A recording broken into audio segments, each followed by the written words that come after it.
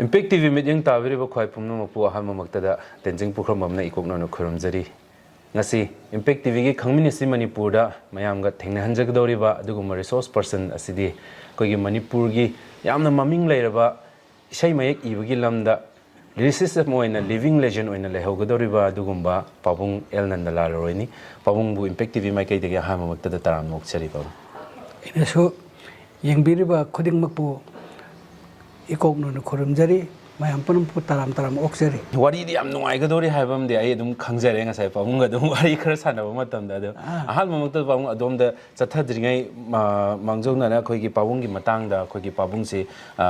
kamaina leirak isin nau kya subige aduga isa background gi matang da kitang haipet mayam da thambiram hani ai haijaga khristab da lising amaga samapan nifu mapan gi July gi tang mangada ai pui ai gi apokpa ipa gi mamingna leihidra lairik yengbam tezmani roy aduga ima gi mamingna lairik yengbam ongbi laisram ningon tampak kawe animak leihidra ai gi isinenau se taret ni nupa manga nupi ani aduga nupa manga singdugi manungda aina mari suba nipani ada ai se kanone pikingai da lairik tamak pase khurai lamlong bazar da leiba LP school da lairik tamae adagi di khurai da dum tami Khurai Lamlong Bazar da adagi ME school da tamai adagi Lamlong High School da tamai Lamlong High School dagi amuk Thaiban gi Lila Singh Khongnang Khong High School da class 10 tamaga class 10 se ai metric se Lila Singh Khongnang Khong High School dagi pass tawre adagi madudagi pass tawrakpa duna ai se Canada Dhanamanjuri DM College da matam da khoi matam da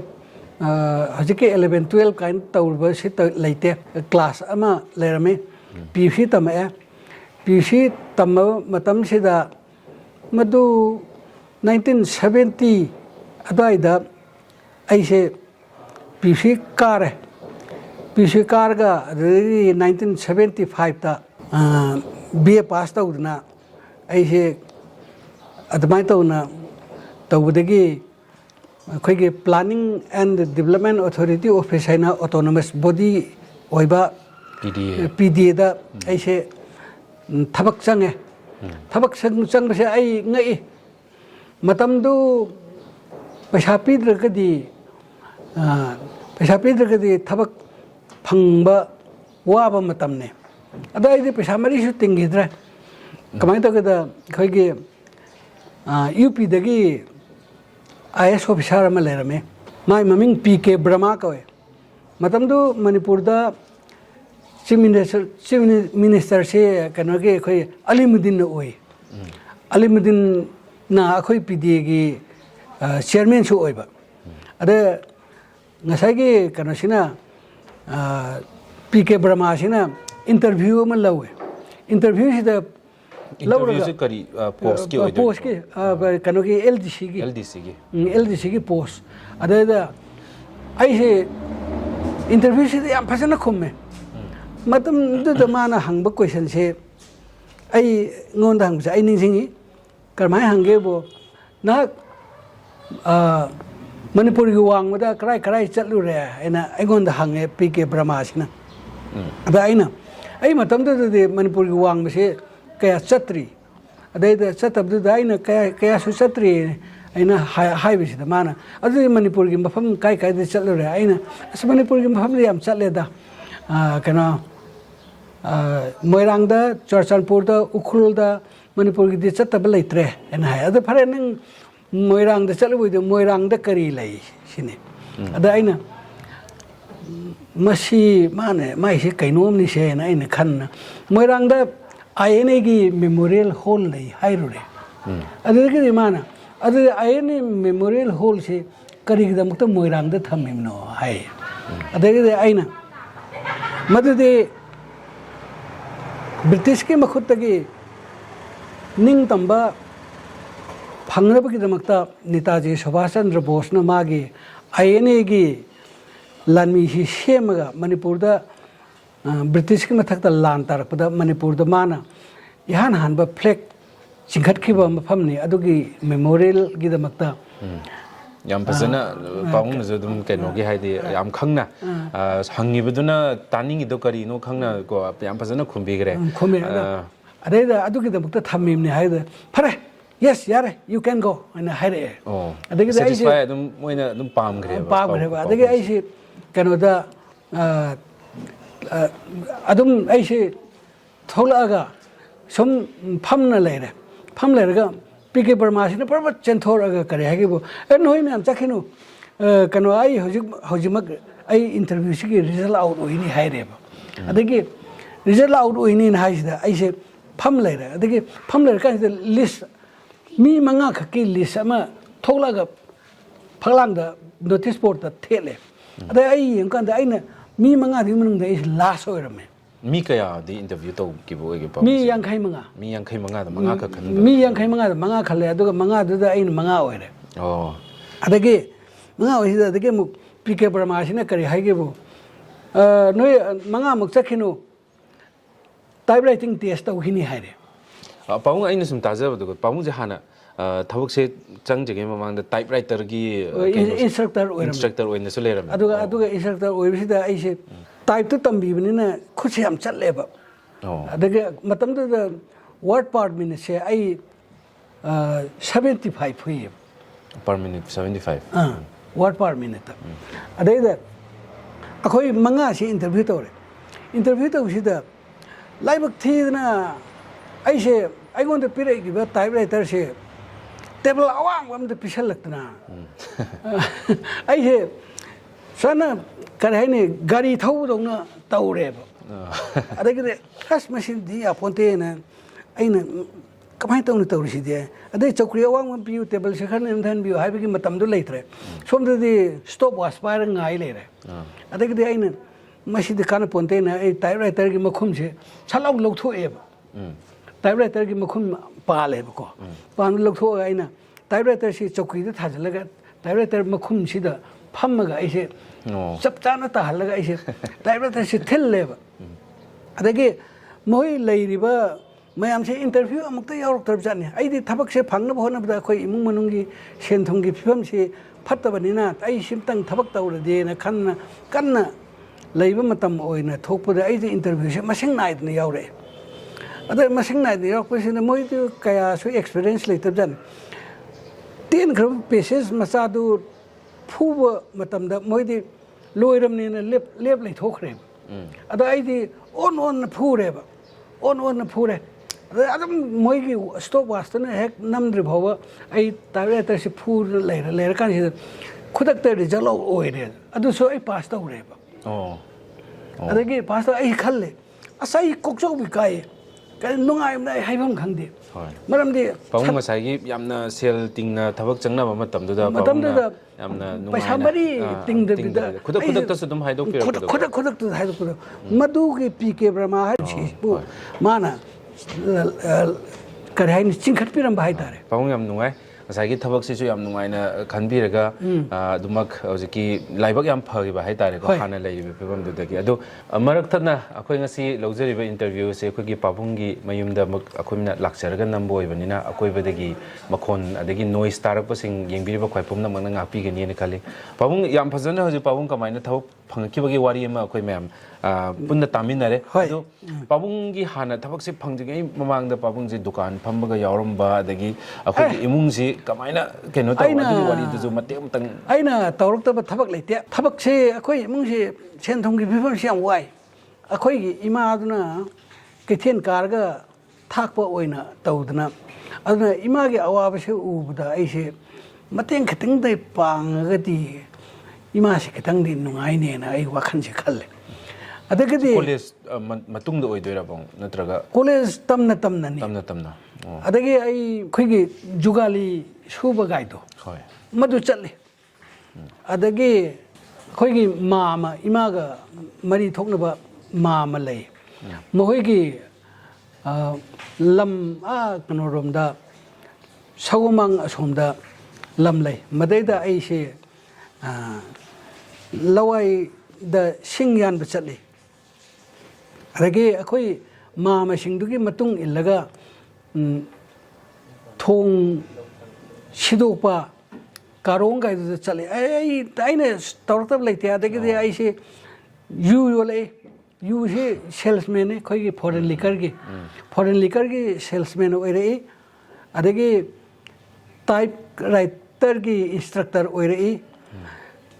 ꯑꯩꯅ ꯇꯧꯔꯛꯇꯕ ꯊꯕꯛꯁꯤ ꯂꯩꯇꯦ ꯄꯥꯕꯨꯡ ꯑꯗꯨ ꯊꯕꯛꯁꯤ ꯐꯪꯅꯕ ꯍꯣꯠꯅꯕꯗ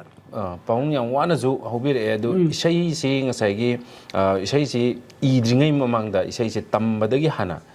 ꯄꯥꯕꯨꯡꯁꯤ ꯍꯧꯕꯤꯔꯛꯄ ꯑꯗꯨꯃꯥꯏꯅ ꯇꯧꯋꯦ ꯍꯥꯏꯗꯤ ꯏꯁꯩ ꯇꯝꯕꯒꯤ ꯃꯇꯥꯡꯁꯦ ꯑꯩ ꯏꯁꯩ ꯇꯝꯃꯛꯏ ꯏꯁꯩ ꯇꯝꯃꯛꯄꯁꯦ ꯌꯥꯝ ꯅꯣꯛꯅꯤꯡꯈ꯭ꯔꯖꯥꯠꯅꯤꯗ ꯑꯩꯒꯤ ꯏꯃꯥꯟꯅꯕ ꯁꯤꯒꯤ ꯂꯩꯀꯥꯏꯁꯤꯗ ꯏꯟꯗ꯭ꯔꯃꯣꯍꯟ ꯍꯥꯏꯅ ꯑꯃ ꯂꯩ ꯏꯟꯗ꯭ꯔꯃꯣꯍꯟꯁꯤ ꯃꯥꯅ 이번에ꯊꯕꯛꯁꯨ ꯂꯩꯇꯦ 이세이 ꯇꯝꯁꯤ나 마디 이세이 sakbaksu nate adagi 이세이 maramda interest laiba misu nate adaina yaina 이세이 tambu kayam lu thabak noina 이세이 si chale tamba mafam rang khangde ta thangban kanogi khoyathong da adult school leina am leirame madaida khoigi music college se oirame music college chang पैसा लुपा मरी र मंगा कन तरग Ming चले अदुग चलगा इसे तम्मे अदगी इसे तम्मगा ओइरो इसे खंग तोक्थोरे कांसिदा खरा लेरका ओइरो Khalap हाइदी तौरिबा college दुगी इसे तकपीरिबा तंबीरिबा मवंग दुसु आइना कया पेंदबा अदगी वजासिंग दुसु कया हाइबे मवंग सु ओइना उदबा अदगी कोनदी कनोदा हाइरिबा म्यूजिक कॉलेज से तंफासना गर्ल हायर सेकेंडरी स्कूल दा होंगे न तवे अदे अमुक मिंगसे मुक चल तम्मे मदै तुदी वजा सी मखन मथेन याम थेंगनरे वजा फाव फाव अखोइगी लेगिद्रबा अखोइगी वजा सने समगी वजा इबो बिसक अदगी बासी खोंगदा गोपी रोमन अदगी मुक खोइगी निंगथौजमगी तान नब चंद्र लेगिदबसे तुम खोंगे सकपसे होय होय मासी थेंगरे मतम तो मादी फाइनल ईयर तम लेरमे हाइदी मरी सुबा बिसारत कायदो अदुगी चही अरोइबा ओर माले अदु माना अखोइ गासे वजागा लागता नुत माना क्लास का लवे अदवान तंग तम इसे से खर तमे तमा कांदा इसे सेकेंड ईयर दी पास तौद्रा पास तौदबई मरम दी कमाई तगदा इसे फजन मपुंग फाना तमगे हारगदी प्रैक्टिस सम चंगेब रिहर्सल चंगेब अदैदा तालबुरा आइना अमा लेना स्वाइन खोंगन बदो होय होय मसी याम तांगबा पोटनेब मतमदुदा मतमदुदा हजिते कयागा पीरबनो खंगद्रे अदु मतमदुदा अमा अखोय फादर दा आइना लेबियु हाइबा अदैदा अखोय फादर दा लेबियु ना हाइबदुदा अखोय फादर सिन लेबिबा ngamdeb तालपुरा से याउद्रगदी इसे औराइबद नुंगाइदेना अदा हारमोनियम मखुनते लेबियु हाइबदो अदा तालपुरा लेबियु ना हाइबददा मा लेबिबा ngamdre अदगिदि आइसे यूपी दगी नुपी अमा मिरुदला हाइब्रा मिरुदला नयाल कौबा नुपी अमा खका आइसे इसे तमिनर में मयांग नुपी से ना लमजिंगगा पुरगा आसान राइफल की से लंबी से फावर मनुंग से फावर इबानी से टीजी हायर सेकेंडरी स्कूल से इसे तंब चले मयंग नुपीसिना आइंगोंदे याम लोन तवे अदगी आइसे हिंदी सु कया हाइते मतमदुदा दे हिंदी त माना मोइदी मयांगिनिना यूपीनिना हिंदी से आइंगोंदे फजना ताकपीदना तंबीदना आइसे मागा पाव फाउनबसे याम वाना तौरग ngam-मेबको याम नुसिगर जानिदा अदमाइन तौना तौरग इसे फजना फजना वजा इबो बिसक न चेंबा अदगी लाइसरमी बो बिसक एना मसु लेरमे रेडियो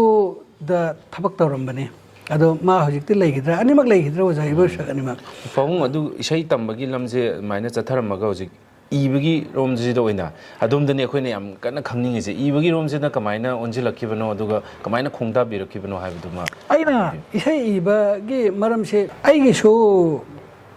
ꯄꯥꯝꯖꯕ ꯐꯣꯡꯗꯣꯛꯆꯅꯤꯡꯕ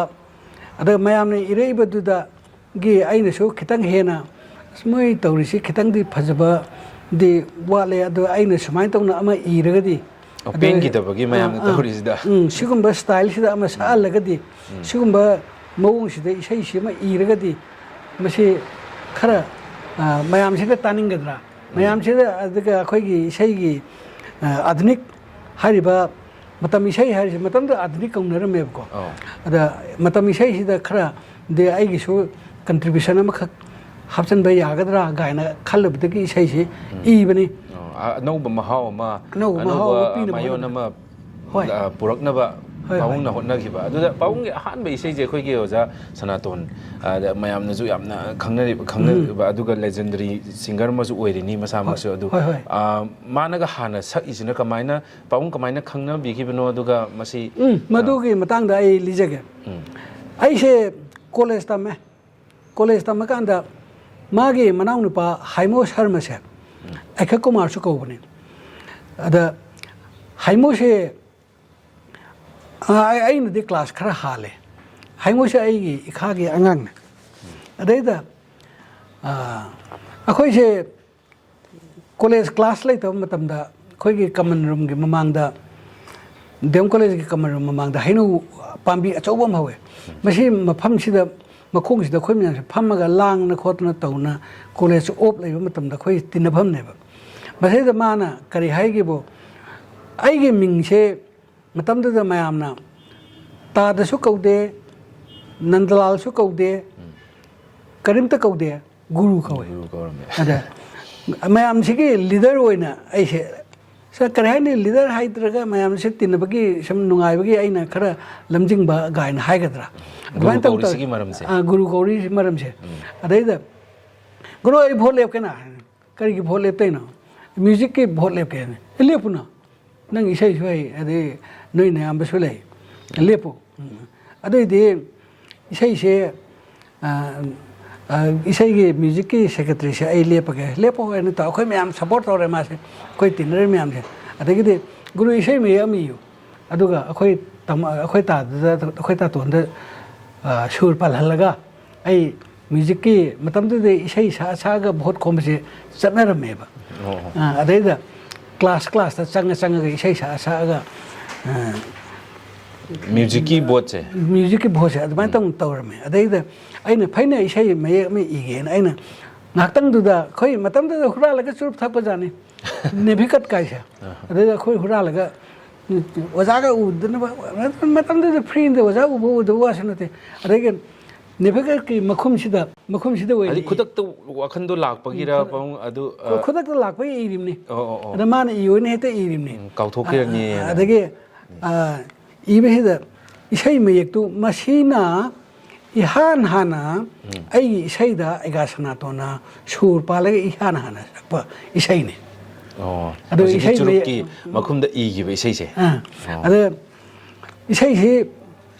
ꯍꯥꯏꯃꯣꯅ ꯄꯨꯈ꯭ꯔꯦ ꯆꯨꯔꯨꯞ ꯃꯈꯨꯝꯁꯦ ꯑꯗꯒꯤ ꯅꯣꯡꯉꯥꯜꯂꯒ ꯑꯩꯈꯣꯏ ꯇꯥꯇꯣꯟꯅ ꯁꯨꯔ ꯄꯥꯜꯂꯦꯅ ꯃꯥꯅ ꯂꯥꯛꯑꯒ ꯍꯩꯅꯧ ꯃꯈꯣꯡꯁꯤꯗ ꯑꯩꯈꯣꯏ ꯃꯌꯥꯝ ꯃꯃꯥꯡꯗ ꯏꯁꯩꯁꯤ ꯁꯛꯑꯦ ꯁꯨꯃꯥꯏꯅ ꯇꯧꯅ ꯁꯛꯄꯅꯦꯅ ꯑꯗꯒꯤꯗꯤ ꯑꯁ ꯌꯥꯝ ꯅꯨꯡꯉꯥꯏꯔꯦꯅ ꯑꯗꯒꯤ ꯑꯩꯁꯨ ꯅꯨꯡꯉꯥꯏꯕ ꯑꯃ ꯌꯥꯎꯔꯦ ꯃꯔꯝꯗꯤ ꯄꯨꯟꯁꯤꯗ इहान हाना इसाई अमे इरगा कलाकार अमे सगलक पाइसे आइगोंदे याम नुंगाइजबा अम फावे अदबाइन तंग तौरे तौरकासिदे इसाई मेयेक्तुदि आई निंसिंगी चिकलबा चिंग्या असिदा पोंबी नंगबु ngairiye नंगी इसाई ताननबा अदुंगाइगी इसाईदो नोंमा चिंग्यागी मेलादा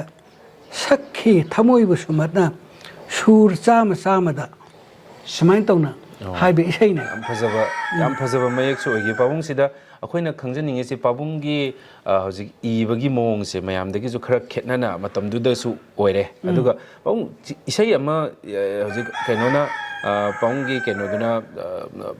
ओजा सनातोनगी मनावनो पादुना हंबिरपा मतमदा गसागी खुदक्ता Eega हाइबसे वखनसे कदाइदगी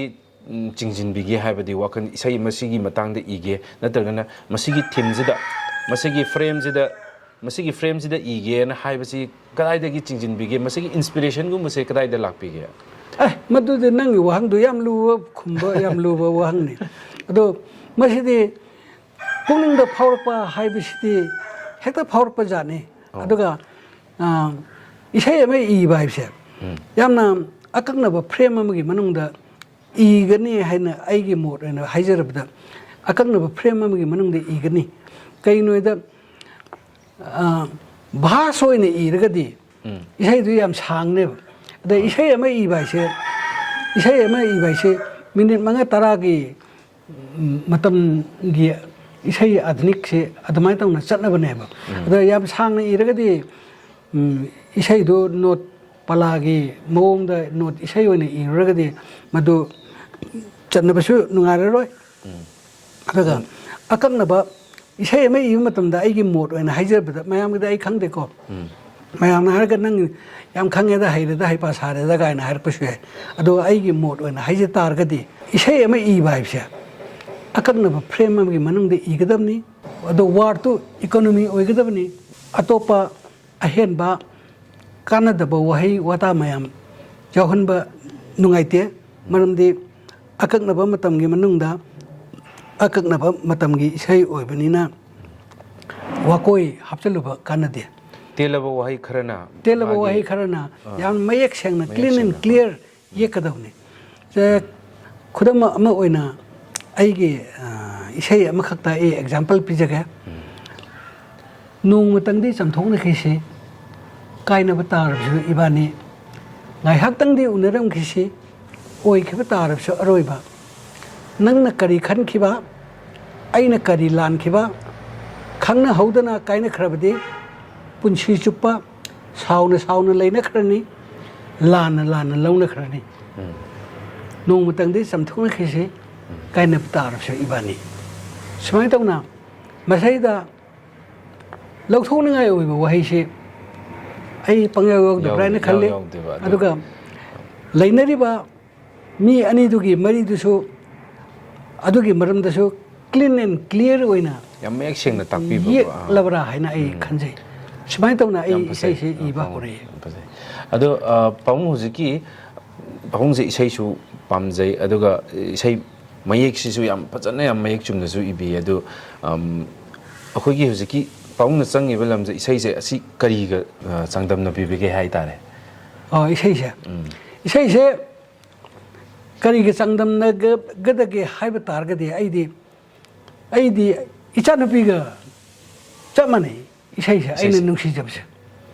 말함디 아이게 이찬우비시 오그래 내 이몽두나 마tam기 마뚱이나 ngaga sak pijai kalen thada apa phi tholi inam thada apa phi tholi hardi ai harau ne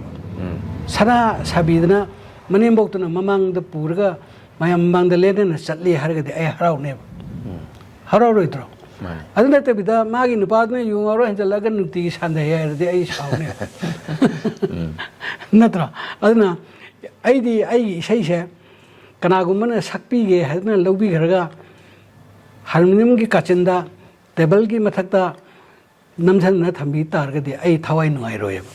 अदुना इचानुपी का चामाने इसाई से इसाई खुदिमक अखोगी याम लुना खंजबा आई लुना खंजबा अदुगुंबा मिसकनी पाबुंग मसिदैजिदा पाबुंग की करियर दा हाइजा तारे पाबुंग ताकपियो पाबुंगना पुनबिरेसी अदुकी मतिक यामे यामना ममिंग लैरबा अखोगी अदुमक लेहौगदरोबा अखोगी सिंगर सिंग हाइजब तारे को पाबुंग सनातोन लैजरे अदगी अखोगी ओजा अहिबम श्याम होय अदगी नवबोल केनो अमम अखोइना पल्लबा याम पुनम से पाबुंग अदुम पुनबिरेई मसिगी सिदैसिदा अखोइना पाबुंग अदुगी जर्नी सिदा पाबुंगना ख्वाइदगी निंगसिंग होबा यामना नुक्सिबा थौदोककुंबा मोय मैम मरक्ता तिनबा नत्रगना इसाई अमा सेमबदनी खंगदे मसिदा याम मेमोरेबल ओइबा मोमेंट्स मैम दा कितंग शेयर तौबेला मधु दे याम गरे तमो श्याम आइगे याम फजना नुक्तिगी पुल्ले हाबी याय नब भोलकेनो आइगे कनोनी इमानबनी मा कॉलेज तमिनरे अदगे मासो ꯑꯩꯒ ꯅꯨꯃꯤꯠ ꯈꯨꯗꯤꯡꯒꯤ ꯇꯠꯅ ꯊꯥꯅꯗꯕ ꯅꯨꯄꯥ ꯑꯃꯥꯏꯗꯣ ꯑꯣꯏꯔꯛꯏ ꯑꯗꯨꯒ ꯌꯥꯝꯅ ꯃꯔꯨ ꯑꯣꯏꯕ ꯑꯃꯅ ꯑꯩꯈꯣꯏꯒꯤ ꯈꯨꯟꯖꯣꯏꯁꯦ ꯍꯣꯏ ꯈꯨꯟꯗ꯭ꯔꯥꯛꯄꯝ ꯖꯣꯏꯁꯦ ꯃꯁꯤ ꯑꯩ ꯃꯥꯁꯤ ꯀꯔꯤ ꯍꯥꯏꯅ ꯍꯥꯏꯔꯒ ꯊꯥꯒꯠꯀꯗꯕꯅꯣ ꯈꯪꯗꯦ ꯃꯁꯤ ꯌꯥꯝꯅ ꯁꯨꯝ ꯄꯨꯛꯆꯦꯜ ꯁꯦꯡꯕ ꯃꯤ ꯑꯇꯩꯒꯤ ꯈꯪꯗꯦ ꯑꯩꯒꯤ ꯇꯤꯟꯅꯖꯕ ꯂꯣꯏꯅꯖꯔꯛꯄꯗ ꯑꯩꯅ ꯍꯥꯏꯖꯕ ꯋꯥꯅꯤ ꯌꯥꯝꯅꯁꯨ ꯃꯄꯨꯛꯆꯦꯜ ꯁꯦꯡꯕ ꯑꯗꯨꯒ ꯌꯥꯝ ꯇꯦꯂꯦꯟ ꯂꯩꯕ ꯑꯗꯨꯒ मादी टेलेंट लेबसी इसे दर नते ड्रामा दसु लाइक पदसु याम टेलेंट लेब नुपा अम खंगे अदा मागा एगा आइगी केसेट अम खक फोंग से हैदना मागा एगा मोय मयम द इसे सुर पान मिने अदा आइगी केसेट तो की ममिंग से जॉय कुमार ने थोन भी बने यू खजिकतंग थक्सरुबदी कवे केसेट से बने मान थोलिने याम नंग गरजाने अदा आइना सुर सुम इसे मखन मखन सुम सुर पारमिनबसिदा माना अइना रागगी मौंग से हायरगा अइना दुद पान सेना हायर कांद माना करे हाय हायगेबो ए अइदे राग रागनी गाइदो अइ कइम खंगदे अइ अदु गादे अइगोंद याम लुब थबक ने अइगोंद हायर कनो अदो अइ नंग पालोइबदो अदु अदुम यानब ओइननब पानसे अदुगा अतैदे अइ हाइते नमा सेगना हायबा अदा अइना ओ मसि नुपासे खरदि मपुजिन सेंगजाने अदुदे माने खंगदे अदुम हाइबदने खंगदि खंगद्रगा खंग सा पंगाई मिता नतेना अय अदैदा जॉय कुमार से मसक सेंगना खंगे अदुना माना अई सही ममिंग चटप खरा सखे सकपसे इसे अमखक अई पनगे होय पनबि हो इतैमा पान दुकान गी इतैमा हाइना हाइबदो ताबिरबा ताजरे मदु इसेदु माना इसेदु सए अदगे अमना कई कईनो खरा सकपने अदो मागी क्रेडिट सु याम लै अइगोंदा अदगे नब भोल्केनो ना सइबा मतम कुइरबगी तुंगदा आइकी थाइने की काइने खरबिदो नोंग खंगौदंग थेंनखि सना सोरक्ते थेंनखि अदगे नापगी नाइ लौथोलमले साइनोन समलांग खोंगलमले सावोंग सदा सोहोंगलमले सिम्बान मयै समबुरदि होंगमद्रि गाइन तौबदो होय मदुगी इसेदु अइगोइ अइगा सनातन शर्मना पानबा सुरनि नभ शर्मना मुंबई दा चलगा कइगे उमंगी मीने सिनेमा अमखक दारा गोइना कुंबा अमखक रीमेक अखोइगे मैतरोन ओथोकपदो मदु नंबा डबिंग चटपदा माना नमकपने द मतमदा याम फजगे इसे नेन हाइजगे करिगिनोइदा मतमदा म्यूजिक इसे नंबा मतमदा सेक्साफोन सिनबगाइसे मणिपुर याम तांगीएबा सेक्साफोन म्यूजिक इंस्ट्रूमेंट से अदा सेक्साफोन से मदैदा माना अइगोंद चिठी मेरे मतमदा टेलीफोन मोबाइल गासे लैत्रेदा अदा माना चिठी मेरे मुंबई दगे चिठी दो लेरमगनी अदो चिठी दो द माना स्वाइता सेक्साफोन काम धरकपदि आना नव भोल्केनोगी एता हौनि बिदु तौरगे इरकपनेबा अदे हरावे अदगे अखोय युमसे सिदा लैरिबा मफम सिदा लैरमदे असैदा मंदिर लैरिबा असैदा लैरमेबा युमसे मदैदा नोमा अखोयगे अरामबमगी ओजा लोकेन डीएम कॉलेज की प्रोफेसर ओरमबसे मसिगा मबानी से साइकिल तोंग लाए आई युमसिदा आई याहुद्री आई याहु याम थेंगन मनुपाने अदैदा मबानी से प्रबत चंगसलागा आई फमुंगसिदा फमरे अदे अस ओजा लोकेन याउबिसिदा आई इकाइरे ओजा लोकेन से अखोइना कॉलेज तमिङैदा याम किजरक नुपानेबा मकोइगा द तौरन वांग चाउरन अदगा चैबगा से याम चैगन नुपानेबा अदे अदुगा छात्रगा याम लुन तौबा मीने ओजा लोकेन से अदैदा अस ओजा करी थपकिनो कमाइ तौनो नबा कइनो करी लेगे लाइसिबो हैना अइना हायबा अदगे अइना चागा पुथोगा पिथै अदगे अस नंगी रेकॉर्डु नम्मगा पोरमनि नंगोंद रेकॉर्ड अंत पिगेना लाइवनिने ना हाय अदगे मोइना नमक रेकॉर्ड अदगे मुंबई दा नमक पदो अदे रेकॉर्ड से उबदा हराव आई पुंसीगे माही याले गाइन खंजी मरमदे निपा अमना कैसु लेतबा अइगुंबा अमना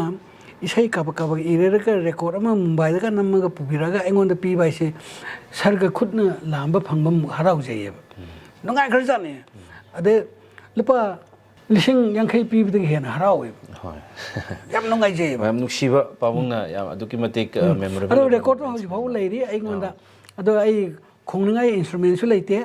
ado ai masi mafam khangna kanadano amta ai sinaram gena ai khalle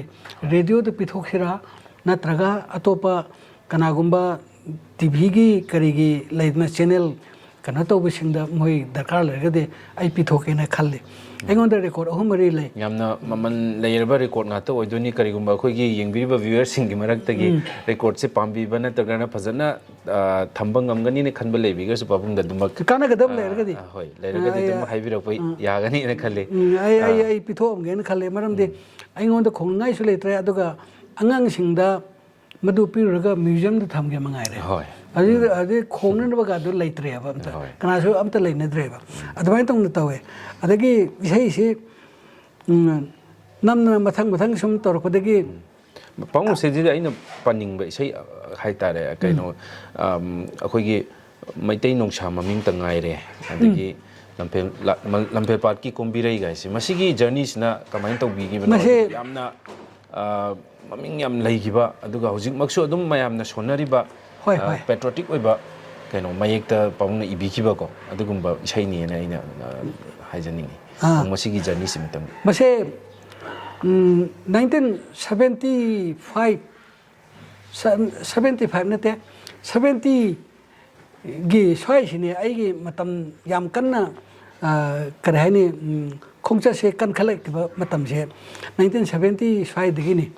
ada matam se da aiga sanaton ga se magi manau nupa haimo gi through dagi yamna london na ba de mot yam chana ba so yam kanna matam da magi journey si yamna yangna chen khalak pa matam oina tawba matam ne matam se da mot yam chana ba oin tawdana aina Mona Lisa phamlo yek lagi leng lanu adagi maitai nongsa maming tangai re adagi aiga isai ayamba matam da aiga sanatona loinok pan gyo ngaktani aduga mosu yamna tinana loina dana admai tongna yam nungsinana ayukki numidangi loina dana lakhibane admai tongna isai se masing si masing ai kaya no haibam khangdra masing si aiga sanatona ayamba sur si palaga sakpi bane ayam manusul loina maming satki maming satki maitai nongsa maming ta ngai re haibe isai sidi aina khata sida iraga khata sida shetlaga ega mahi si sai sengta sursi panba yabra yengoina aina thambane ada thambasida masi kadai dagi lakhiba haidi matam dugi oiba kani phibam duna oigadoira pabung matam dagi phibam duna oideni matam du kamai ta da khoi manipur da naharon gi ihau si yam kan khalakpa aduga kan khalai ibdu ayam bana masi aide haide haining da bane khoi gi manipur sibu kitang labna inthoga thambibagi mawong oina urakpa adage aigi wakhanda so idaiba pu nungsijaba ai idaiba yang nungsijaba mine hoi ai ngasaba munungda mine taraga de yamna chawning ai imalai ba bharot pu nungsibagi ai isai idri bharot leima bu sai tharaga iba isai sa ai amta idri ai isu iningde isagi iramdam akhoi manipur gi sidi oina aina laibu phadna poise imalai baksida poare imalai baksida hingara ai imalai bakki seba tawta bani ai pangan ngamdrasu wahi tan warsu imabu nungsibagi wahi de ai sai thabam thopane chum aduna ai ngasho hunungda bharat ki manipur gi wangmada leiba kana guba bharat leibagi ai nehru da gandhi da ai thadokna ai mohoi da pukning lupa ai leite aduga ai de tansu tale ꯃꯇꯝꯗꯨꯗ ꯑꯩꯈꯣꯏꯒꯤ ꯐꯤꯕꯝꯁꯤ ꯑꯩꯈꯣꯏꯒꯤ ꯐꯤꯕꯝꯁꯤ ꯅꯨꯡꯉꯥꯏꯔꯛꯇꯕꯗꯒꯤ ꯌꯥꯝꯅ ꯅꯨꯡꯉꯥꯏꯔꯛꯇꯕꯗꯒꯤ ꯑꯗꯨꯃꯥꯏꯅ ꯇꯧꯅ ꯄꯦꯟꯗꯕꯗꯒꯤ ꯏꯕꯅꯤ ꯄꯥꯕꯨꯡ ꯍꯧꯖꯤꯛ ꯃꯊꯪꯗ ꯑꯩꯅ ꯂꯥꯛꯆꯅꯤꯡꯉꯤꯁꯦ ꯄꯥꯕꯨꯡꯁꯤ ꯉꯁꯥꯏꯒꯤ ꯏꯆꯝ ꯆꯝꯅ ꯉꯁꯥꯏ ꯆꯨꯔꯨꯞ ꯎꯄꯨꯗꯒ ꯏꯁꯩ ꯃꯌꯦꯛꯀ ꯏꯗꯅ ꯈꯣꯠꯇꯅ ꯇꯧꯔꯝꯕꯗꯒꯤ ꯍꯧꯖꯤꯛ ꯃꯤꯌꯥꯝꯅ ꯃꯁꯛ ꯈꯪꯕꯤꯔꯛꯄ ꯇꯥꯡꯀꯛ ꯐꯥꯎ ꯌꯧꯕꯤꯔꯛꯈ꯭ꯔꯦꯀꯣ ꯄꯥꯕꯨꯡ ꯑꯗꯨ ꯄꯥꯕꯨꯡꯅ ꯀꯔꯝ ꯀꯥꯟꯗ ꯀꯔꯝꯕ ꯃꯇꯝꯗ ꯍꯥꯏꯇꯥꯔꯦ ꯑꯩꯁꯤ ꯃꯤꯌꯥꯝꯅ ꯃꯁꯛ ꯈꯪꯕꯤꯔꯦ ꯏꯁꯩ ꯃꯌꯦꯛ ꯏꯕ ꯑꯣꯏꯅ ꯑꯩꯁꯦ ꯃꯌꯥꯝꯅꯒ ꯃꯁꯛ ꯈꯪꯕꯤꯔꯕ ꯃꯥꯜꯂꯦ ꯀꯥꯏꯅꯒ ꯁꯨꯝ ꯐꯥꯎꯖꯔꯛꯈꯤꯕ ꯀꯣ ꯊꯧꯗꯣꯛꯀꯨꯝꯕ ꯏꯟꯁꯤꯗꯦꯟꯠꯀꯨꯝꯕ ꯂꯩꯈꯤꯕꯤꯔꯒ ꯀꯔꯝ ꯀꯥꯟꯗ ꯐꯥꯎꯕꯤꯔꯛꯈꯤꯒꯦ ꯁꯤꯒꯤꯁꯦ ꯑꯩꯗꯤ ꯃꯗꯨꯒꯤ ꯃꯇꯥꯡꯗꯗꯤ ꯊꯣꯏꯗꯣꯛꯄ ꯈꯟꯕꯨ ꯈꯜꯂꯨꯗꯦꯗ ꯑꯩꯗꯤ ꯃꯌꯥꯝꯅ ꯑꯩ ꯏꯁꯩ ꯈꯔ ꯇꯥꯕꯤꯔꯦ ꯃꯌꯥꯝꯅ ꯑꯩꯒꯤ ꯏꯁꯩꯗ ꯈꯤꯇꯪ ꯑꯦꯛꯁꯦꯞ ꯇꯧꯕꯤꯔꯦ ꯍꯥꯏꯕꯒꯤ ꯄꯨꯛꯅꯤꯡꯗ ꯈꯤꯇꯪ ꯅꯨꯡꯉꯥꯏꯖꯕ ꯋꯥꯅꯤ ꯑꯗꯨꯒ ꯏꯁꯩ ꯏꯕ ꯃꯤ ꯑꯃꯅ ꯆꯥꯎꯒꯦ ꯆꯥꯎꯔꯗꯨꯕꯨ ꯀꯔꯥꯏ ꯌꯧꯅ ꯆꯥꯎꯗꯧꯔꯤꯕꯅꯣꯅꯦ ꯏꯁꯩ ꯏꯕ ꯍꯥꯏꯁꯤꯗꯤ ꯀꯃꯥꯏꯅ ꯇꯧꯒꯦꯗ ꯁꯩꯐꯝ ꯑꯃꯗ ꯑꯗꯨꯅ ꯏꯁꯩꯗ ꯁꯛꯀꯗꯧꯔꯤ ꯑꯗꯨꯒ ꯏꯁꯩ ꯃꯌꯦꯛꯇꯨꯅꯤ ꯏꯁꯩ ꯃꯌꯦꯛ ꯏꯕꯒꯤ ꯃꯃꯤꯡꯗꯨꯗꯤ ꯊꯣꯏꯗꯣꯛꯅ ꯏꯝꯄꯣꯔꯇꯦꯟ ꯑꯣꯏꯅ ꯂꯧꯅꯔꯝꯗꯦꯕ ꯑꯗꯨꯕꯨ ꯍꯧꯖꯤꯛꯀꯤ ꯑꯣꯏꯅꯗꯤ ꯄꯥꯕꯨꯡꯁꯦ ꯍꯥꯏꯗꯤ ꯑꯩꯈꯣꯏꯅꯁꯨ ꯑꯗꯨꯝ ꯄꯥꯕꯨꯡꯒꯤ ꯃꯃꯤꯡ ꯇꯥꯖꯔꯤ ꯍꯥꯏꯕꯗꯤ ꯍꯥꯏꯗꯤ ꯃꯇꯝꯗꯨꯗ ꯌꯥꯝ ꯈꯪꯕꯤꯗ꯭ꯔꯒꯁꯨ ꯅꯝꯁꯤꯜꯂꯒ ꯊꯝꯕꯗꯤ ꯑꯩꯈꯣꯏ ꯌꯥꯗꯕ꯭ꯔꯥꯅ ꯈꯜꯂꯤ ꯑꯗꯨꯝ ꯁꯥꯐꯣꯡꯉꯛꯏꯀꯣ ꯄꯥꯕꯨꯡ ꯀꯂꯥ ꯑꯗꯩ ꯄꯥꯕꯨꯡꯗ ꯂꯩꯔꯤꯕ ꯑꯩꯈꯣꯏꯒꯤ ꯉꯁꯥꯏꯒꯤ ꯄꯥꯕꯨꯡꯒꯤ ꯋꯥꯈꯜꯂꯣꯟ ꯐꯖꯔꯤꯕ ꯃꯌꯦꯛꯁꯤꯗꯤ ꯁꯛꯏꯕ ꯃꯤꯗꯨꯅ ꯊꯋꯥꯏ ꯍꯥꯞꯄꯒꯁꯨ ꯏꯔꯛꯏꯕ ꯃꯤꯁꯛꯇꯨꯒꯤ ꯑꯗꯨꯃꯛ ꯃꯁꯔꯨꯛꯅꯤꯅꯁꯨ ꯑꯩ ꯍꯥꯏꯖꯅꯤꯡꯉꯤ ꯁꯨꯃꯥꯏꯅ ꯇꯧꯕ ꯑꯩꯒꯤ ꯏꯁꯩ ꯃꯌꯦꯛ ꯈꯨꯏꯁꯦ ꯑꯁꯦꯡꯕ ꯊꯣꯛꯈꯤꯕꯒ ꯃꯥꯟꯕ ꯃꯗꯨꯗꯩꯗꯨꯗ ꯄꯥꯕꯨꯡ ꯑꯩꯅ ꯅꯤꯡꯁꯤꯡꯕ ꯏꯁꯩ ꯑꯃꯗꯤ ꯂꯩꯔꯦ ꯉꯁꯥꯏꯒꯤ ꯀꯩꯅꯣ ꯑꯩꯈꯣꯏꯒꯤ ꯑꯣꯖꯥ ꯁꯅꯥꯇꯣꯟꯅ ꯁꯛꯄꯤꯈꯤꯕ ꯁꯨꯅꯤꯇꯥ ꯍꯥꯏꯔꯤꯕ ꯏꯁꯩꯁꯤꯒꯤ ꯃꯇꯥꯡꯁꯤꯗ ꯍꯦꯛꯇꯃꯛ ꯌꯥꯝꯅ ꯄꯥꯕꯨꯡꯗ ꯍꯥꯏꯇꯥꯔꯦ ꯄꯥꯕꯨꯡꯗ ꯌꯥꯝ ꯇꯁꯦꯡꯅ ꯊꯣꯛꯈꯤꯕ ꯃꯤ ꯑꯣꯏꯕ ꯖꯥꯠꯂꯥ ꯄꯥꯕꯨꯡ ꯈꯪꯅꯕ ꯃꯤ ꯑꯣꯏ ꯖꯥꯠꯂꯥ ꯁꯨꯅꯤꯇꯥ ꯍꯥꯏꯁꯦ ꯒꯥꯏꯅꯒ ꯁꯨꯝ ꯈꯟꯅꯈꯤꯕ ꯑꯗꯨꯃꯥꯏꯅ ꯂꯩ ꯃꯗꯨ ꯃꯤꯅ ꯌꯥꯝ ꯇꯣꯏꯅ ꯍꯪꯕ ꯋꯥꯍꯪ ꯑꯃꯅꯤ ꯑꯗꯨ ꯃꯇꯥꯡꯗꯨꯗ ꯑꯩ ꯈꯨꯝꯒꯦ ꯁꯨꯅꯤꯇꯥꯁꯤ ꯀꯅꯥꯁꯨ ꯅꯠꯇꯦ ꯂꯩꯁꯨ ꯂꯩꯇꯦ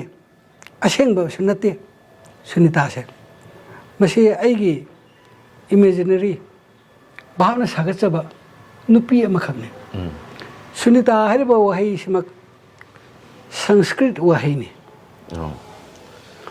ꯁꯨꯅꯤꯇꯥ ꯍꯥꯏꯕꯒꯤ ꯑꯥꯔꯊꯗꯤ ꯁꯪꯁꯀ꯭ꯔꯤꯠ ꯋꯥꯍꯩꯗꯨ ꯃꯩꯇꯩꯂꯣꯟꯗ ꯍꯟꯗꯣꯛꯄ ꯇꯥꯔꯒꯗꯤ ꯌꯥꯝꯅ ꯂꯝꯆꯠ ꯁꯥꯖꯠ ꯐꯖꯕꯤ ꯃꯩꯇꯩꯂꯣꯟꯗ ꯍꯟ ꯇꯥꯔꯒꯗꯤ ꯌꯥꯝꯅ ꯂꯝꯆꯠ ꯁꯥꯖꯠ ꯐꯖꯕꯤ ꯑꯗꯨꯒ ꯏꯪ ꯇꯞꯄꯤ ꯑꯗꯨꯒ ꯌꯥꯝꯅ ꯕꯨꯙꯤ ꯂꯧꯁꯤꯡ ꯆꯪꯈꯣꯟꯕꯤ ꯍꯥꯏꯕꯅꯦꯕ ꯑꯗꯨꯃꯥꯏꯅ ꯑꯩꯈꯣꯏꯒꯤ ꯏꯃꯥꯖꯤꯅꯦꯁꯟ ꯇꯧꯔꯒ ꯃꯁꯤꯒꯤ ꯃꯤꯡꯗꯨꯒꯤ ꯃꯅꯨꯡꯒꯤ ꯑꯣꯏꯕ ꯑꯥꯔꯊꯗꯨꯅ ꯑꯣꯏꯅ ꯄꯨꯊꯣꯛꯈꯤꯕꯅꯤꯅ ꯑꯗꯨ ꯁꯨꯅꯤꯇꯥꯁꯤ ꯃꯤ ꯃꯌꯥꯝꯅ ꯑꯩꯒ ꯇꯁꯦꯡꯅ ꯃꯔꯤ ꯂꯩꯅꯕ ꯅꯨꯄꯤ ꯑꯃꯔꯥ ꯍꯥꯏꯅ ꯍꯪꯕꯁꯦ ꯌꯥꯝ ꯇꯣꯏꯅ ꯍꯪꯉꯦ ꯀꯅꯥꯒꯁꯨ ꯃꯔꯤ ꯂꯩꯅꯗꯦ ꯑꯩꯒꯁꯨ ꯃꯔꯤ ꯉꯁꯥꯏꯒꯤ ꯂꯩꯅꯗꯦ ꯁꯨꯅꯤꯇꯥꯒꯤ ꯃꯌꯦꯛꯁꯤꯁꯨ ꯄꯥꯕꯨꯡꯅ ꯍꯥꯏꯐꯦꯠ ꯑꯩꯈꯣꯏꯒꯤ ꯌꯦꯡꯕꯤꯔꯤꯕ ꯚꯤꯌꯔꯁꯤꯡꯁꯤꯗꯀꯣ ꯍꯥꯏꯐꯦꯠ ꯏꯁꯩꯗꯨꯒꯤ ꯃꯌꯦꯛꯇꯣ ꯍꯥꯏꯕꯤꯔꯝꯃꯣ ꯍꯥꯏꯕꯗꯤ ꯏꯁꯩ ꯃꯌꯦꯛꯇꯣ ꯏꯁꯩ ꯃꯌꯦꯛꯁꯦ ꯍꯣꯏ ꯑꯩꯕꯨ ꯅꯤꯡꯁꯤꯡꯒꯗ꯭ꯔꯥ ꯍꯥꯏꯒꯦ ꯁꯨꯅꯤꯇꯥ ꯄꯨꯟꯁꯤꯕꯨ ꯐꯥꯒꯤꯅꯤ ꯈꯟꯒꯅꯨ ꯀꯥꯏꯅꯕꯒꯤ ꯑꯋꯥꯕ ꯊꯨꯡꯅꯕꯒꯤ ꯅꯨꯡꯉꯥꯏꯕ ꯄꯨꯟꯁꯤ ꯏꯆꯦꯜꯗ ꯇꯤꯟꯈꯤꯅꯤ ꯁꯨꯅꯤꯇꯥ ꯄꯨꯟꯁꯤꯕꯨ ꯐꯥꯒꯤꯅꯤ ꯈꯟꯒꯅꯨ ꯑꯔꯥꯞꯄ ꯂꯝꯗꯝ ꯑꯁꯤꯗ ꯑꯩꯅ ꯀꯞꯅ ꯂꯦꯟꯕ ꯎꯔꯒ ꯅꯪꯒꯤ ꯄꯨꯟꯁꯤꯅ ꯅꯨꯡꯉꯥꯏꯅ ꯂꯦꯜꯂꯤꯕ ꯄꯨꯟꯁꯤꯕꯨ ꯐꯥꯒꯤꯅꯤ ꯈꯟꯒꯅꯨ ꯁꯨꯅꯤꯇꯥ ꯁꯨꯃꯥꯏꯅ ꯇꯧꯅ ꯇꯧꯕꯅꯤ ꯑꯩ ꯀꯌꯥꯁꯨ ꯀꯨꯏꯔꯦ ꯆꯍꯤ 40-50ꯃꯨꯛꯀꯤ ꯃꯃꯥꯡꯗ ꯍꯧꯖꯤꯛꯃꯛꯁꯨ ꯑꯗꯨꯃꯛ ꯅꯤꯡꯁꯤꯡꯗꯨꯅꯁꯨ ꯂꯩꯕꯤꯔꯝꯃꯤꯁꯤꯁꯨ ꯄꯥꯕꯨꯡ ꯑꯗꯨꯃꯛ ꯌꯥꯝꯅ ꯅꯨꯡꯉꯥꯏꯕ ꯑꯃꯅꯤ ꯄꯥꯕꯨꯡꯗꯒꯤ ꯑꯩꯈꯣꯏꯅ ꯇꯥꯕ ꯐꯪꯖꯕꯁꯤꯁꯨꯀꯣ ꯂꯥꯏꯕꯛ ꯌꯥꯝ ꯐꯩ ꯄꯥꯕꯨꯡ ꯑꯩꯈꯣꯏꯒꯤ ꯑꯏꯕ ꯑꯃꯈꯛꯀꯤ ꯃꯥꯒꯤ ꯑꯩꯈꯣꯏꯒꯤ ꯁꯣꯁꯥꯏꯇꯤꯁꯤꯗ ꯑꯩꯈꯣꯏꯅ ꯃꯥꯒꯤ ꯔꯣꯜꯁꯦ ꯄꯥꯕꯨꯡ ꯀꯃꯥꯏꯅ ꯊꯝꯕꯤꯒꯅꯤ ꯑꯗꯨꯒ ꯃꯁꯤꯗ ꯍꯥꯟꯅ ꯂꯥꯛꯆꯒꯦ ꯑꯗꯨꯒ ꯑꯩꯈꯣꯏꯒꯤ ꯑꯏꯕ ꯑꯃꯁꯤꯅ ꯑꯩꯈꯣꯏꯒꯤ ꯁꯣꯁꯥꯏꯇꯤꯗ ꯄꯤꯒꯗꯕ ꯏꯝꯄꯦꯛ ꯍꯧꯖꯤꯛ ꯍꯧꯖꯤꯛ ꯂꯩꯔꯤꯕ ꯑꯏꯕꯁꯤꯡꯁꯤꯅ ꯃꯣꯏꯗꯒꯤ ꯇꯧꯍꯟꯅꯤꯡꯕ ꯃꯣꯏꯅ ꯍꯦꯟꯅ ꯃꯊꯧ ꯄꯥꯡꯊꯣꯛꯍꯟꯅꯤꯡꯕ ꯄꯥꯕꯨꯡꯒꯤ ꯋꯥꯈꯜꯂꯣꯟꯗ ꯀꯔꯤ ꯂꯩꯕꯤꯒꯦ ꯏꯁꯩ ꯏꯕ ꯑꯃ ꯑꯣꯏꯅ ꯍꯥꯏꯖꯕ ꯇꯥꯔꯒꯗꯤ ꯏꯁꯩ ꯍꯥꯏꯕꯁꯦ ꯃꯤꯑꯣꯏꯕꯒꯤ ꯉꯥꯏꯍꯥꯛꯀꯤ ꯄꯣꯊꯥꯅꯅꯕꯒꯤ ꯑꯣꯏꯕ ꯎꯄꯥꯏ ꯑꯃ ꯍꯥꯏꯇꯥꯔꯦ ꯉꯥꯏꯍꯥꯛꯀꯤ ꯑꯋꯥꯕꯗꯒꯤ ꯄꯣꯊꯥꯅꯅꯕ ꯂꯝꯕꯤ ꯑꯃꯅꯤ ꯑꯗꯣ ꯃꯁꯤꯗ ꯏꯁꯩꯁꯤ ꯏꯅꯤꯡꯉꯦ ꯍꯥꯏꯗꯅꯁꯨ ꯅꯥꯇꯩ ꯆꯥꯗꯕ ꯋꯥꯍꯩ ꯁꯤꯖꯤꯟꯅꯔꯒ ꯄꯪꯏꯗ ꯏꯕꯗꯨꯗꯤ ꯑꯩ ꯄꯥꯝꯗꯦ ꯑꯗꯨꯒ ꯏꯁꯨ ꯏꯍꯟꯅꯤꯡꯗꯦ ꯑꯗꯨꯒ ꯍꯧꯖꯤꯛꯀꯥꯟꯒꯤ ꯍꯧꯔꯛꯏꯕ ꯅꯍꯥꯔꯣꯟꯁꯤꯡꯁꯤ ꯃꯣꯏ ꯏꯅꯤꯡꯉꯦꯗꯅ ꯏꯕ ꯍꯩꯍꯩꯗꯕ ꯄꯜꯍꯩꯗꯕ ꯃꯌꯥꯝ ꯃꯃꯥꯡꯗ ꯄꯜꯍꯩꯗꯕ ꯋꯥꯍꯩ ꯋꯥꯇꯥ ꯁꯤꯖꯤꯟꯅꯕ ꯌꯥꯎꯔꯛꯏ ꯑꯗꯒꯤ ꯂꯣꯟꯗ ꯂꯥꯟꯅ ꯁꯤꯖꯤꯟꯅꯕ ꯌꯥꯎꯔꯛꯏ ꯑꯗꯒꯤ ꯑꯩꯈꯣꯏꯒꯤ ꯂꯣꯟꯗ ꯂꯥꯟꯅ ꯁꯤꯖꯤꯟꯅꯕꯁꯤ ꯀꯃꯥꯏꯅ ꯇꯧꯒꯦꯗ ꯍꯧꯖꯤꯛ ꯍꯧꯖꯤꯛꯃꯛ ꯏꯁꯩ ꯑꯩꯅ ꯇꯥꯖꯕꯗ ꯃꯤꯡꯁꯦꯜ ꯈꯥꯡꯕ ꯍꯥꯏꯌꯦ ꯃꯤꯡꯁꯦꯜ ꯈꯥꯡꯕ ꯃꯤꯡꯁꯦꯜ ꯈꯥꯡꯕ ꯍꯥꯏꯁꯦ ꯃꯩꯇꯩꯂꯣꯟꯗ ꯂꯩꯇꯦꯕ ꯃꯤꯠꯁꯦꯜ ꯈꯥꯡꯕ ꯍꯥꯏꯕꯗꯤ ꯂꯩꯌꯦꯕ ꯃꯤꯠꯁꯦꯜ ꯈꯥꯡꯕ ꯍꯥꯏꯒꯗꯕꯅꯦꯕ ꯃꯤꯁꯦꯜ ꯈꯥꯡꯕ ꯑꯗꯒꯤ ꯑꯃꯨꯛ ꯑꯇꯣꯞꯄ ꯑꯃꯅ ꯃꯀꯨꯏ ꯅꯨꯡꯉꯣꯜ ꯆꯤꯡꯖꯤꯟ ꯍꯥꯏꯕꯁꯤ ꯂꯩꯇꯦꯕ ꯃꯀꯣꯏ ꯅꯨꯡꯉꯣꯜ ꯆꯤꯡꯖꯤꯟ ꯍꯥꯏꯕꯗꯤ ꯂꯩꯌꯦꯕ ꯑꯗꯣ ꯁꯨꯃꯥꯏꯅ ꯇꯧꯅ ꯂꯣꯟ ꯂꯥꯟꯅ ꯁꯤꯖꯤꯟꯅꯕꯁꯤ ꯊꯦꯡꯅꯩ ꯑꯗꯣ ꯃꯗꯨꯃꯛꯇꯤ ꯇꯧꯍꯟꯅꯤꯡꯗꯦ ꯑꯗꯨꯒ ꯏꯁꯩ ꯑꯃ ꯏꯕ ꯃꯇꯝꯗ ꯏꯁꯩ ꯑꯃ ꯁꯛꯄ ꯃꯇꯝꯗ ꯏꯁꯩꯗꯨ ꯏꯔꯤꯕ ꯅꯨꯄꯥꯗꯨꯅ ꯅꯠꯇ꯭ꯔꯒ ꯁꯛꯏꯕ ꯅꯨꯄꯥꯗꯨꯅ ꯃꯌꯥꯝꯗ ꯇꯥꯔꯤꯕꯁꯤꯡꯗ ꯃꯣꯔꯦꯜ ꯚꯦꯂꯨ ꯑꯃ ꯄꯤꯕ ꯉꯝꯒꯗꯕꯅꯦꯕ ꯑꯗ ꯃꯣꯔꯦꯜ ꯚꯦꯂꯨ ꯌꯥꯎꯗꯕ ꯑꯥꯔꯊ ꯌꯥꯎꯗꯕ ꯑꯗꯒꯤ ꯐ꯭ꯌꯨꯖꯟ ꯒꯥꯏꯅ ꯑꯩꯈꯣꯏꯒꯤ ꯃꯅꯤꯄꯨꯔꯗ ꯏꯆꯠ ꯆꯠꯅꯗꯕ ꯇꯥꯕ ꯍꯩꯅꯗꯕ ꯃꯑꯣꯡꯗ ꯏꯁꯩ ꯁꯛꯆꯜꯂꯛꯄ ꯁꯤꯒꯨꯝꯕ ꯃꯑꯣꯡꯁꯤ ꯌꯥꯝ ꯇꯧꯋꯦ ꯐ꯭ꯌꯨꯖꯟ ꯒꯥꯏꯅ ꯐ꯭ꯌꯨꯖꯟꯁꯤ ꯀꯩꯅꯣ ꯑꯩꯗꯤ ꯃꯣꯏ ꯃꯨꯟꯅ ꯈꯪꯍꯟꯅꯤꯡꯉꯤ ꯑꯗꯨꯒ ꯃꯁꯛ ꯁꯦꯡꯅ ꯇꯥꯛꯍꯟꯅꯤꯡꯉꯤ ꯃꯈꯣꯏꯕꯨ ꯐ꯭ꯌꯨꯖꯟ ꯍꯥꯏꯁꯦ ꯑꯩꯒꯤ ꯃꯣꯠꯇꯗꯤ ꯃꯥꯟꯅꯗꯕ ꯑꯅꯤ ꯇꯤꯟꯁꯤꯟꯅꯔꯒ ꯌꯥꯝꯅ ꯑꯆꯨꯝꯕ ꯐꯖꯕ ꯌꯥꯝꯅ ꯀ꯭ꯂꯤꯟ ꯑꯦꯟ ꯀ꯭ꯂꯤꯌꯥꯔ ꯑꯣꯏꯕ ꯑꯥꯏꯗꯤꯌꯥ ꯑꯃ ꯄꯨꯊꯣꯛꯄꯗꯨ ꯑꯩꯗꯤ ꯐ꯭ꯌꯨꯖꯟꯅꯦꯅ ꯂꯧꯖꯩ ꯑꯩꯒꯤ ꯃꯣꯠ ꯑꯣꯏꯅ ꯄꯤꯖꯕꯅꯤꯀꯣ ꯑꯇꯩ ꯑꯇꯣꯞꯄ ꯑꯈꯪ ꯑꯍꯩ ꯑꯣꯖꯥ ꯒꯨꯔꯨ ꯃꯌꯥꯝ ꯑꯃꯁꯨ ꯂꯩꯔꯝꯕ ꯌꯥꯏ ꯌꯥꯝꯅ ꯈꯪꯕ ꯑꯗ ꯃꯈꯣꯏꯒ ꯃꯣꯠ ꯃꯥꯟꯅꯗꯕꯁꯨ ꯌꯥꯏ ꯃꯗꯨꯒꯤꯗꯃꯛꯇ ꯑꯩꯕꯨ ꯉꯥꯛꯄꯤꯒꯅꯤ ꯑꯗꯣ ꯑꯗꯨꯃꯥꯏꯅ ꯇꯧꯅ ꯑꯩꯗꯤ ꯂꯧꯖꯩ ꯑꯗꯩ ꯏꯁꯩꯁꯦ ꯌꯥꯝ ꯂꯨꯕ ꯀꯂꯥꯁꯤꯡꯒꯤ ꯃꯅꯨꯡꯗ ꯏꯁꯩꯁꯦ ꯑꯃꯅꯤ ꯃꯔꯝꯗꯤ ꯑꯩ ꯀꯩꯅꯣꯗ ꯚꯩꯒꯆꯟꯗ꯭ꯔ ꯑꯣꯄꯟ ꯏꯌꯥꯔ ꯊꯤꯌꯦꯇꯔꯗ ꯑꯩ ꯏꯁꯩ ꯑꯃ ꯁꯛꯇꯧꯔꯤꯑꯕ ꯍꯌꯦꯡꯁꯦ ꯑꯗꯩꯗ ꯍꯞꯇꯥ ꯑꯃ ꯊꯥ ꯑꯃ ꯋꯥꯠꯂꯤꯉꯩ ꯃꯇꯨꯡꯗ ꯃꯃꯥꯡꯗ ꯑꯩꯁꯦ ꯑꯣꯖꯥ ꯒꯨꯔꯨ ꯑꯈꯪ ꯑꯍꯩ ꯊꯤꯟꯕ ꯌꯩꯕ ꯈꯣꯡꯕ ꯃꯌꯥꯝꯁꯤꯒ ꯇꯥꯟꯅꯔꯒ ꯑꯩ ꯔꯤꯍꯔꯁꯦꯜ ꯇꯧꯖꯔꯦꯕ ꯔꯤꯍꯔꯁꯦꯜ ꯇꯧꯔꯀꯥꯟꯁꯤꯗ ꯐꯥꯏꯅꯦꯜ ꯅꯨꯃꯤꯠꯁꯤꯗ ꯑꯩꯅ ꯏꯁꯩ ꯁꯛꯀꯗꯧꯔꯤꯅ ꯈꯟꯕꯗꯒꯤ ꯑꯩꯒ ꯂꯨꯅ ꯇꯤꯟꯅꯖꯕ ꯑꯩꯕꯨ ꯂꯨꯅ ꯇꯧꯕꯤꯕ ꯀꯥꯡꯕꯨ ꯑꯃꯅꯁꯨ ꯑꯁ ꯅꯪ ꯏꯁꯩ ꯁꯛꯇꯧꯔꯦ ꯑꯩꯈꯣꯏ ꯂꯥꯛꯀꯅꯤꯀꯣ ꯇꯥꯒꯅꯤꯀꯣ ꯍꯥꯏꯅ ꯇꯧꯔ ꯃꯃꯥꯡꯗ ꯐꯝꯃꯒ ꯇꯥꯔꯅꯤ ꯇꯥꯔꯀꯥꯟꯁꯤꯗ ꯃꯌꯥꯝ ꯚꯥꯕꯣꯛ ꯂꯤꯁꯤꯡ ꯇꯤꯟꯕꯗꯨꯒꯤ ꯃꯗꯨꯒꯤ ꯏꯅꯤꯟ ꯃꯌꯥꯝꯗꯨꯅ ꯑꯩ ꯊꯥꯒꯠꯈꯤꯗꯅ ꯏꯁꯩꯁꯦ ꯑꯩ ꯁꯛꯄꯗ ꯁꯣꯏꯗꯣꯛꯈ꯭ꯔꯦ ꯇꯥꯟ ꯀꯥꯏꯈ꯭ꯔꯦꯕ ꯈꯣꯟ ꯄꯤ ꯂꯥꯎ ꯀꯥꯝꯊꯣꯛꯈ꯭ꯔꯦꯕ ꯃꯨꯊꯠꯅꯤꯡꯉꯥꯏ ꯂꯩꯇ꯭ꯔꯦꯕ ꯌꯥꯝ ꯂꯨꯕ ꯀꯂꯥꯅꯦ ꯏꯁꯩꯁꯦ ꯁꯣꯏꯕ ꯁꯨꯡꯌꯥ ꯌꯥꯗꯕ ꯂꯥꯏ ꯌꯦꯛꯄ ꯅꯨꯄꯥ ꯑꯃꯅ ꯂꯥꯏ ꯌꯦꯛꯄ ꯃꯇꯝꯗ ꯁ꯭ꯔꯤ ꯀ꯭ꯔꯤꯁꯅ ꯌꯦꯛꯑꯦꯅ ꯈꯜꯂꯣꯅꯦ ꯁ꯭ꯔꯤ ꯀ꯭ꯔꯤꯁꯅꯗꯨ ꯄꯩꯍꯟꯒꯦꯔꯥ ꯐꯝꯍꯟꯒꯦꯔꯥ ꯕꯥꯁꯤ ꯈꯣꯡꯍꯟꯒꯦꯔꯥ ꯃꯈꯣꯡ ꯊꯥꯡꯒꯠꯍꯟꯒꯦꯔꯥ ꯃꯥꯅ ꯄꯦꯟꯗ꯭ꯔꯤꯐꯥꯎ ꯃꯨꯊꯠꯂꯒ ꯊꯥꯅꯤꯡꯕ ꯃꯆꯨ ꯊꯥꯕ ꯌꯥꯏꯑꯕ ꯑꯗꯣ ꯌꯦꯛꯅꯤꯡꯕ ꯃꯑꯣꯡꯗ ꯌꯦꯛꯄ ꯌꯥꯏꯑꯕ ꯎ ꯁꯨꯕ ꯅꯨꯄꯥ ꯑꯃꯅ ꯆꯧꯀ꯭ꯔꯤ ꯑꯃ ꯆꯟꯕ ꯃꯇꯝꯗ ꯃꯈꯣꯡ ꯅꯥꯝꯃ ꯇꯦꯟꯈ꯭ꯔꯗꯤ ꯑꯃꯃꯨꯛ ꯁꯤꯟꯕ ꯌꯥꯏꯑꯕ ꯑꯗꯣ ꯏꯁꯩꯗꯗꯤ ꯑꯗꯨ ꯁꯨꯡꯌꯥ ꯌꯥꯗꯦꯕ ꯈ꯭ꯋꯥꯏꯗꯒꯤ ꯂꯨꯕ ꯀꯂꯥꯅꯤ ꯈ꯭ꯋꯥꯏꯗꯒꯤ ꯂꯨꯕ ꯀꯂꯥꯅꯦꯕ ꯑꯗꯨꯅ ꯀꯂꯥꯁꯤ ꯀꯃꯥꯏꯅ ꯇꯧꯒꯦꯗ ꯚꯥꯔꯠꯀꯤ ꯂꯩꯔꯤꯕ ꯁꯥꯁꯇ꯭ꯔ ꯁꯪꯒꯤꯠꯄꯨ ꯁꯦꯝꯃꯝꯃꯤꯕ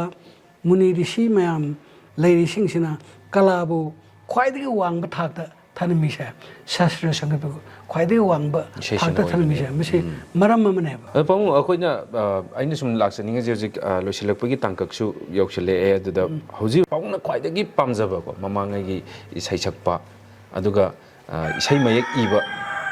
ꯃꯇꯝꯗꯨꯒꯤ ꯏꯁꯩ ꯃꯌꯦꯛ ꯏꯕꯁꯤꯡꯗꯨꯗ ꯄꯥꯕꯨꯡꯒꯤ ꯈ꯭ꯋꯥꯏꯗꯒꯤ ꯃꯃꯤꯡ ꯄꯟꯕꯤꯔꯝꯃꯣ ꯍꯥꯏꯗꯤ ꯃꯇꯝꯗꯨꯒꯤ ꯃꯌꯦꯛ ꯏꯕꯒ ꯏꯁꯩ ꯁꯛꯄꯒ ꯃꯇꯝꯗꯨꯒꯤ ꯃꯌꯦꯛ ꯏꯕ ꯑꯩꯅ ꯈ꯭ꯋꯥꯏꯗꯒꯤ ꯄꯥꯝꯖꯕꯁꯦ ꯇꯥꯃꯣ ꯊꯥꯡꯖꯝ ꯀꯣꯔꯥ ꯇꯥꯃꯣ ꯊꯥꯡꯖꯝ ꯀꯣꯔꯥꯅꯤ ꯑꯗꯨ ꯍꯧꯖꯤꯛꯀꯤ ꯄꯥꯕꯨꯡ ꯊꯥꯡꯖꯝ ꯀꯣꯔꯥꯁꯤꯅ ꯏꯈꯤꯕ ꯃꯌꯦꯛꯇ ꯄꯥꯕꯨꯡꯅ ꯈ꯭ꯋꯥꯏꯗꯒꯤ ꯄꯥꯝꯖꯕꯗꯤ ꯑꯃꯇꯪ ꯄꯟꯕꯤꯔꯝꯃꯣ ꯑꯗꯨꯁꯨ ꯑꯍꯤꯡꯗ ꯈꯣꯡꯕꯤ ꯇꯝꯅ ꯑꯍꯤꯡꯗ ꯈꯣꯡꯕꯤ ꯇꯝꯅ ꯌꯥꯝ ꯐꯖꯅ ꯃꯥꯒꯤ ꯁꯤꯗꯤ ꯃꯑꯣꯡ ꯑꯃꯗ ꯏꯔꯛꯄꯖꯥꯠꯅꯤ ꯑꯗꯨꯒ ꯑꯩꯈꯣꯏꯒꯤ ꯑꯏꯕꯁꯤꯡꯁꯤꯒꯤ ꯌꯥꯝ ꯅꯣꯛꯅꯤꯡꯕ ꯑꯃꯁꯨ ꯂꯩ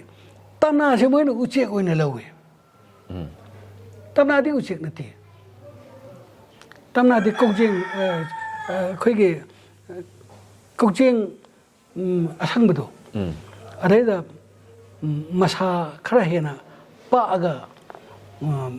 leibatin makhan am khang ne mase khong ba nate moi de machin na khong ba nate masa sina nungsita phubada tholpa makhon de khoi na tam na tari tamna di u chek nate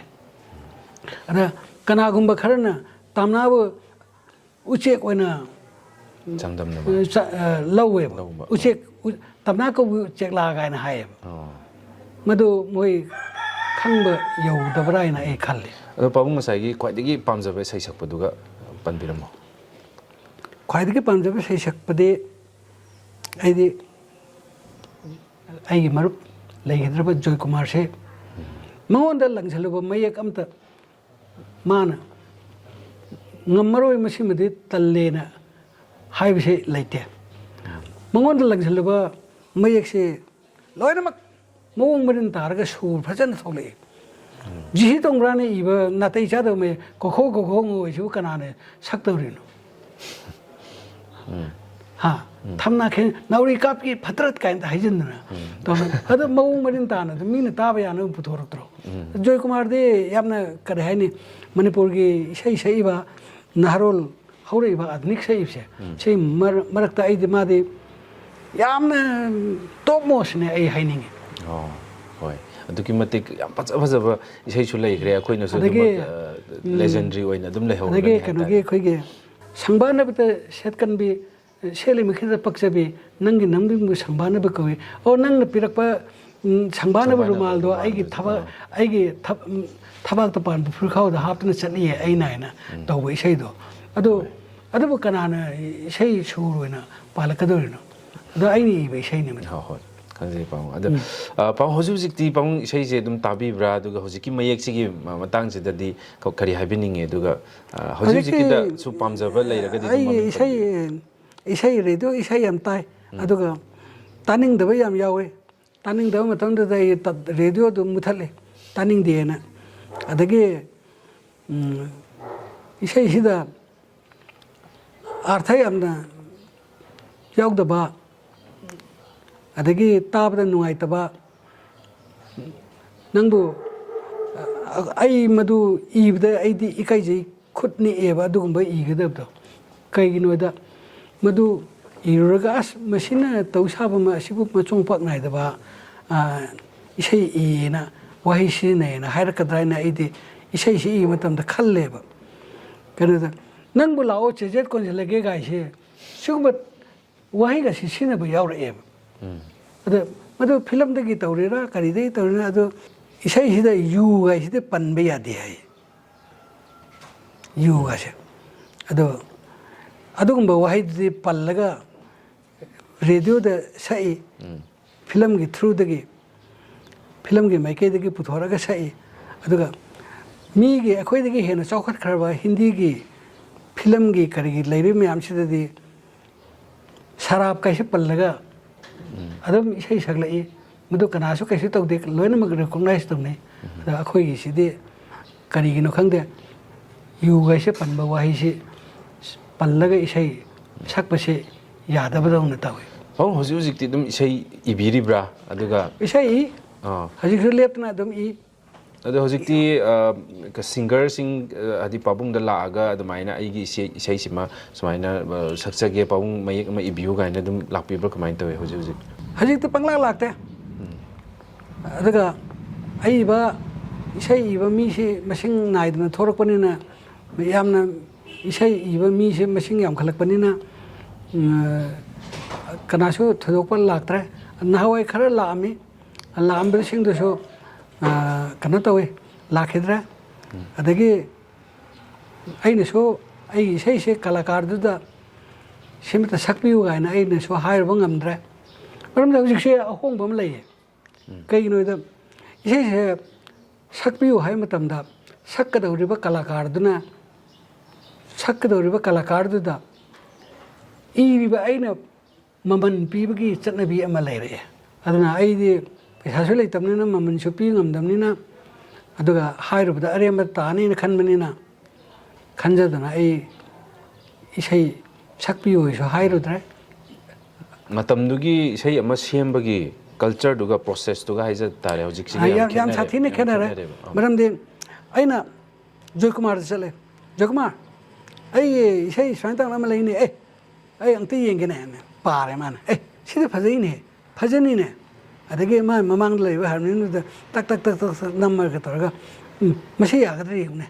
sia samai har yagadri yune hedu phajai ne adu tawsine tawi adagi tamo sham desu chalaga tawa swantang nange mayeksina khoi tamo mairemba mani khoi leiriba mayam sidagi tongan mawongam ne nange khui sina mawongam ne yaine ena tawna tamo sham ne isem pale holamdam tamna tazare holamdam tamna lehurabi najadu ento sa tar pale ada nungai matamda da na isai sakpi bage lupa yang khai piro cham piro harakte hojikan sidi thamoi sengna tawnai ba hojikan sidi maman tikna bagi bhabam da loina bak leire adamaina ai pawung lusilakpasida akhoi yengbiriba akhoi impact tv gi viewers singda aduga leiriba miyam sida pabungna kitang pabunggi side tagi thambinimga message haijaba tare future generation laiba adu future gi akhoi gi sei sakpa oibe ai aduga isei mai ibiningba leiraga su moida su adum oibe ai ko pabungna kitang thambiningba wahi moida tungda kitang kanagadaba natragana moigi wakhalonda kitang lambi maikai amda chumakna ba haiba tare ko adu maina pabungna thambiningba wahi khara thambiram ai ngasai makok tu sai jagra khoi Sastra Sangit isai haibse khwaidagi luba kala ne ado masi akhoina tarai lobham thokte ado masi akhoi am section na tamurabdi changsalurabdi khongpham sida akhoi am section na tawbatai aduga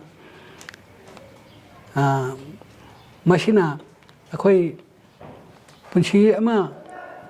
hingbasu yabagi phifam ama hojikte laknarabani isai ama isai sakpa kalakar ama oiba haibse haje isai sakpa kalakar oibidagi yamna nungaina panba mi adum yaunagre natra aduna khoina changsan batar boidi changsaliba isai gi lamsi changsali sida khoi am section na adaga karaida kari ho higidage mina kari haigidage haibagi wakhan sida ahoba thamdana khoina yamna section na changsan ba ma darkar oena ai khanjai ada masi khoina tarai khandaba adagi isai sakpham dasu isai saibni haidana charang khoirang nadana sen gi yengaga pangtau toksandaba masi pami adaga hojikan gi khoi gi isai sakpa mi sing marai ba kam thirabne hojikti manipur si akan be irang si am laiba mafam ma oina taweba khidang tawga harau kumai thinge heta tawbiyeba khitang tawga sumang de la thinge heta thingbiyeba harau kumai kumba isai sakpa sumang lila gumbata ayamba oina tainabi na leira masi yaringai moisu sigi lambi se sangsen jaraga imung unung thakjaribni masi gi su yenga akoina kalakar singsibu yamna nungsina luna tawibam thoe aina ai thamjage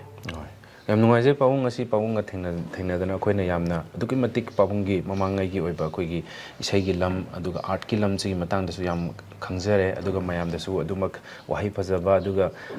takpi ba adagi pawung gi wakhalon duna khoida semdokpa mangal pibi bisum adumak mayam leire pawung yam nungaije ngasi pawung na matam kaitok pibi gi damak ta thagachai pawung aina so lakpirba impact tv gi kangbu singsida aina hanna thagachari aduna leiriba thauramsibu yengbiriba mayam punamtabasu aina ingan no khurumjari siara matang asida ngasigi oinadi khangminisi manipur akoi matang asida losinjare aduna mathangi episode ta anoba misat ama puduna lakchage impact tv meeting ta dan lebi pombinan pu ngairiye siklabasingya asida ꯅꯣꯡꯃ ꯆꯤꯡꯌꯥꯒꯤ ꯃꯦꯂꯥꯗ ꯁꯛꯈꯤꯅꯍꯥꯛꯅ 이세도 수레짜마 짜마다